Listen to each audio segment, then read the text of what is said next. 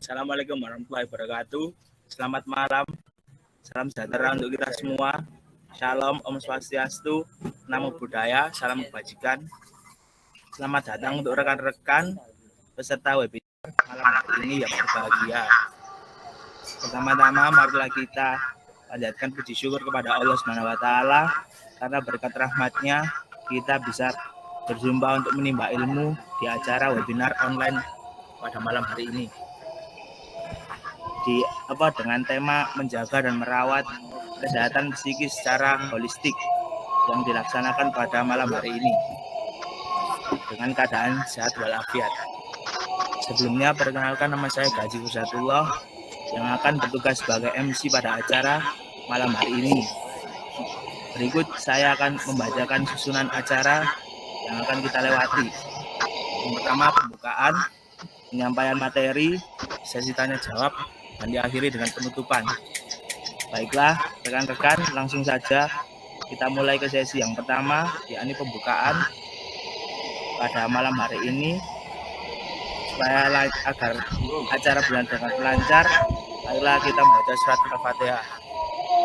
Amin.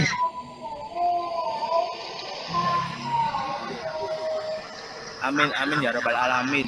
Baiklah, selanjutnya saya alihkan kepada rekan saya Muhammad Syauki Zamzami yang akan bertugas sebagai moderator pada acara pada malam hari ini. Ya, terima kasih kepada MC atas kesempatan yang telah diberikan. Baik, hadirin peserta webinar sekalian, langsung saja kita ke acara inti. Yaitu penyampaian materi sekaligus diskusi yang nantinya juga akan ada sesi tanya jawab setelah materi disampaikan. Namun sebelumnya izinkan saya memperkenalkan diri saya. Ya, saya Muhammad Syauki Zamzami, mahasiswa psikotasawuf dan psikoterapi, dan pemateri pada webinar kali ini yakni Mbak Musdalifah Sri Dewi Masito, mahasiswa tasawuf dan psikoterapi juga. Hadirin yang kami hormati, bagaimana telah kita ketahui bersama, webinar pada malam hari ini mengambil tema tentang bagaimana cara menjaga dan merawat kesehatan psikis secara holistik. Untuk itu, kita semua tentu sangat membutuhkan informasi bagaimana cara menjaga dan merawat kesehatan psikis atau mental. Karena kesehatan mental merupakan suatu kebutuhan setiap individu, karena setiap individu berhak mensejahterakan diri serta jiwanya. Namun perlu diperhatikan bahwa penyampaian informasi tersebut akan lebih mudah dipahami apabila diskusi berjalan dengan efektif. Oleh karena itu, diharapkan kepada seluruh hadirin untuk dapat memperhatikan dan mengikuti diskusi dengan sebaik-baiknya. Selanjutnya, kami persilahkan pada pemateri untuk memaparkan materinya. Kepada Mbak Musdalifah Sri Dewi, waktu dan tempat dipersilahkan. Ya, terima kasih atas kesempatan yang telah diberikan kepada saya. Kali ini tema yang akan dibahas mengenai bagaimana cara menjaga dan merawat kesehatan psikis secara holistik. Nah, judul yang saya bawakan yaitu kesehatan mental. Nah, sebelum berlanjut, kita perlu banget tahu apa sih kesehatan itu, apa sih psikis itu, dan apa sih holistik itu.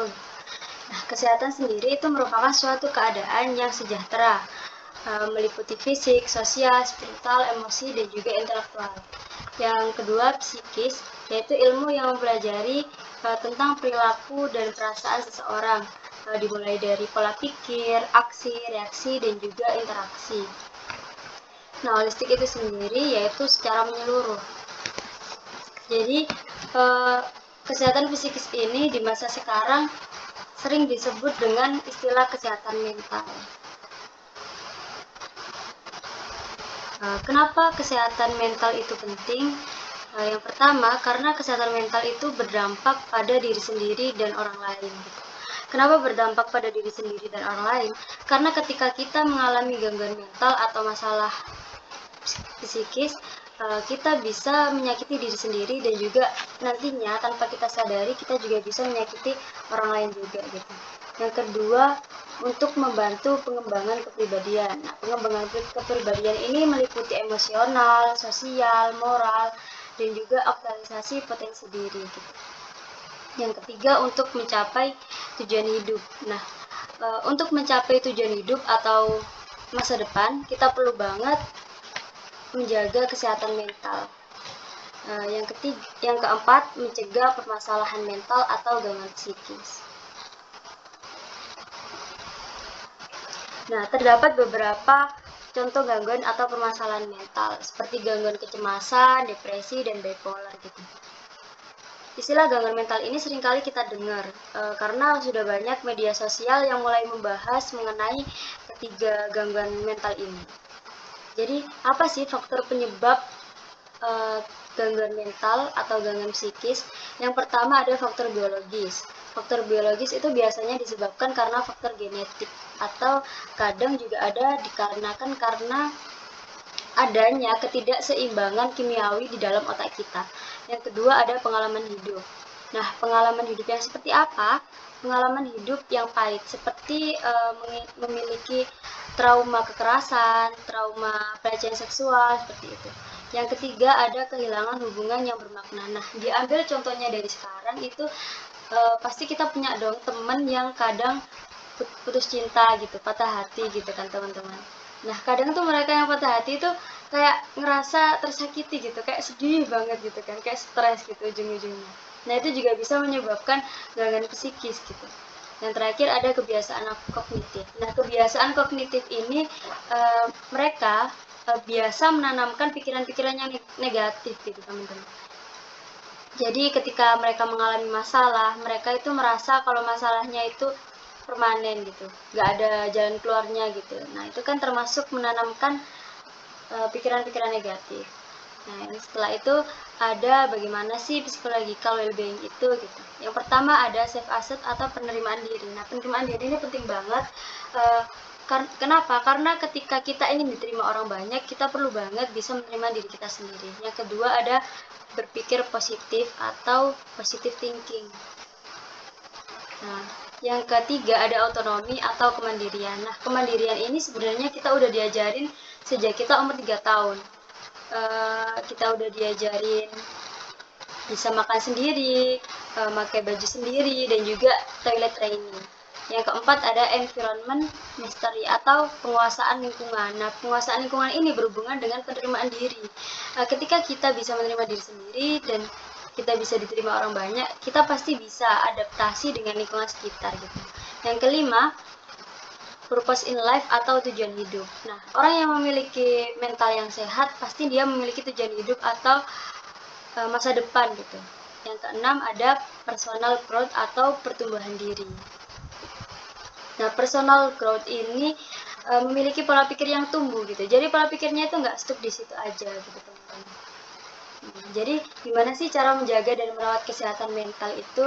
Nah, yang pertama ada terima dan mensyukuri segala hal yang Anda miliki. Karena menerima diri sendiri itu penting banget. Kenapa? Karena orang yang bisa menerima dirinya sendiri itu cenderung bisa bergerak lebih cepat ketika mereka menghadapi sebuah masalah. Kenapa? Karena mereka bisa menerima semua aspek yang ada di dalam dirinya, mereka menyadari itu, dan mereka tahu bagaimana cara menangani masalah itu tanpa banyak mengeluh. Yang kedua ada berpikir positif. Kenapa berpikir positif? Karena ketika kita tidak berpikir positif atau selalu berpikiran negatif, itu otomatis akan merusak kesehatan mental kita, akan mengganggu mental kita, teman-teman. Nah, yang ketiga ada bersosialisasi serta menjaga hubungan baik. Nah, bersosialisasi dan menjaga hubungan baik itu bisa dimulai dari circle terkecil dulu, dari keluarga, teman, kemudian lingkungan masyarakat. Nah, yang keempat ada mengakui perasaan dan emosi negatif. Jadi setiap manusia itu pasti memiliki emosi negatif seperti kesedihan, kecewa, dan juga marah. Nah, untuk melewati emosi-emosi negatif tadi, kita perlu banget mengenali dan mengakui akan perasaan tersebut gitu. Yang kelima ada menerapkan pola hidup sehat. Nah, menerapkan pola hidup sehat itu meliputi menjaga pola makan, olahraga, dan juga tidak meminum minuman yang alkohol gitu. Yang terakhir ada curhat atau berbicara tentang perasaan Anda kepada orang yang dipercaya.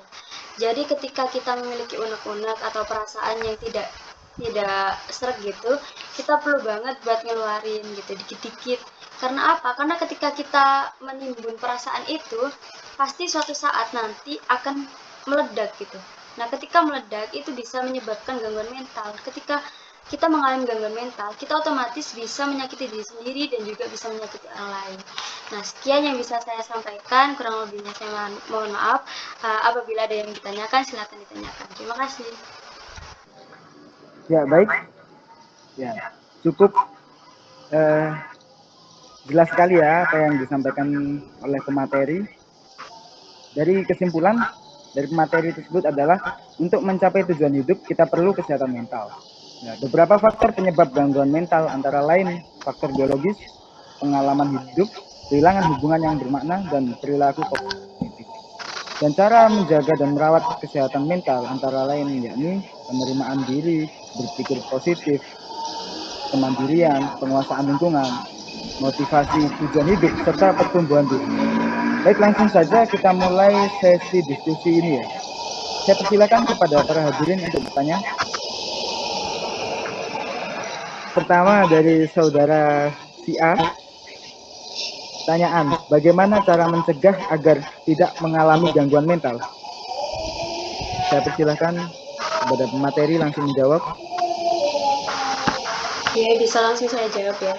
Jadi bagaimana cara mencegah agar tidak mengalami gangguan mental? Nah, sejak awal kan udah dibahas tuh. Untuk selalu menanamkan pikiran yang positif. Nah, karena apa? Karena menjalani hidup dengan cinta karena penting banget untuk bisa menjalani hidup dengan cinta, untuk bisa menerima apa yang diberikan Tuhan untuk kita gitu. Jadi kita penting banget buat bersyukur gitu teman-teman. Ya, lanjut untuk pertanyaan selanjutnya. Ya, sudah jelas ya saudara A. Ya. Kemudian pertanyaan kedua dari saudara B. Pertanyaannya, apakah kegilaan sama dengan gangguan mental? Saya persilahkan kepada pemateri untuk menjawabnya. Ya, apakah kegilaan sama dengan gangguan mental? Nah, itu berbeda teman-teman, karena orang yang mengidap gangguan mental itu belum tentu gila gitu, tapi orang yang udah masuk gila itu sudah mengalami gangguan mental gitu. Jadi ketika kita mengalami tanda-tanda nih gangguan mental, kita perlu banget meminta bantuan orang-orang yang profesional gitu, kayak psikiater, psikolog gitu-gitu, untuk diobati gitu teman-teman.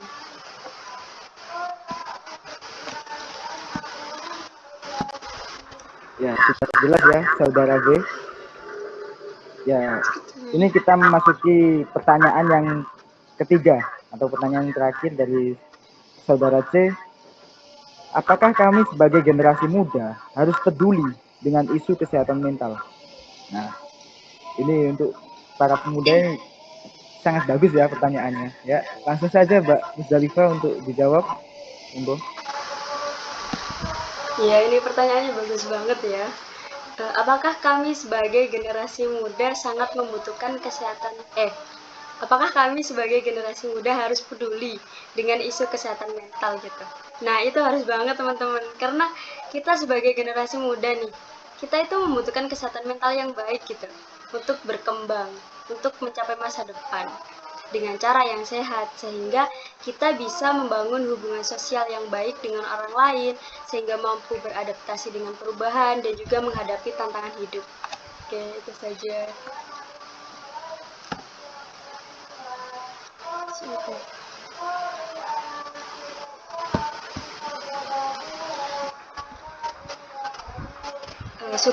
Sudah terjawab semua.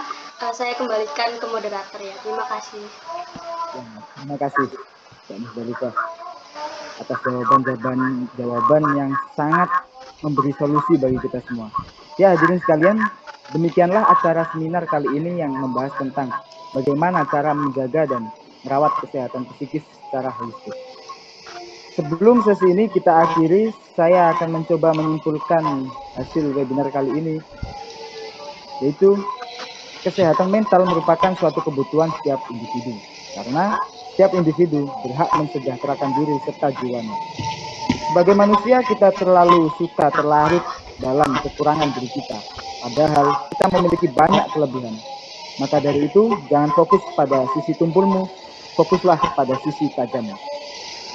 Oke, para hadirin sekalian, sekali lagi kami mengucapkan banyak-banyak terima kasih kepada para pemateri dan juga seluruh hadirin yang telah berpartisipasi dalam kegiatan webinar kali ini. Akhir kata, saya Muhammad Syauqi Zamzami, selaku moderator, pamit undur diri. Semoga kita dapat bertemu kembali dalam webinar lain waktu. Terima kasih. Assalamualaikum warahmatullahi wabarakatuh. Santi. Ya, terima kasih banyak kepada pemateri, moderator, dan rekan-rekan yang sudah hadir pada acara pada malam hari ini. Saya mewakili panitia yang bertugas menyampaikan mohon maaf apabila ada salah kata. Akhir kata, terima kasih. Wassalamualaikum warahmatullahi wabarakatuh. Waalaikumsalam warahmatullahi wabarakatuh.